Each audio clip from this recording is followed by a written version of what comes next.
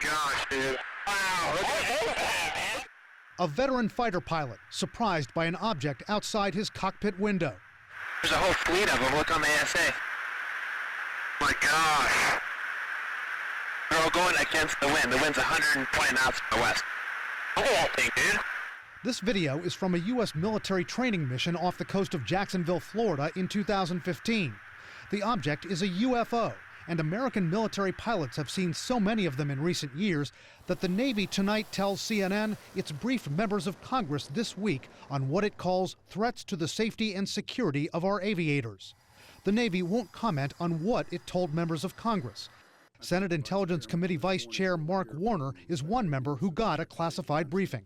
One of the key takeaways I'd have is that the military and others are taking this issue seriously, which I think in previous generations may not have been the case. And it's even gotten to the level of the president. I did have one very brief meeting on it, but people are saying they're seeing UFOs. Do I believe it? Not particularly. But former Navy pilots tell CNN they still can't explain the objects they spotted. We spoke to Ryan Graves, who flew Navy FA-18 Super Hornet fighter jets. He was on that same mission off Jacksonville, which spotted this object. Well, if there's like that thing, it's rotating. Graves told us this object was similar to what he saw on training missions off the southern coast of Virginia throughout 2014 and 2015. That was one of the most amazing things to us, or at least to me, was that these objects would be out there all day, and the speeds that they're exhibiting, as well as the flight characteristics. There's no platform or really an energy source that I'm aware of that could allow something to stay in the air as long as these objects were. Graves told us he and his fellow pilots first thought these objects were drones, then a near disaster.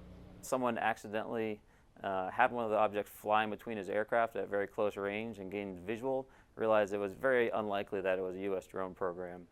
Another former Navy fighter pilot, David Fravor, told us he saw a UFO during a training mission off San Diego in 2004 on a clear day. What surprised him? The object had no visible propulsion and was much more agile than a plane or a helicopter.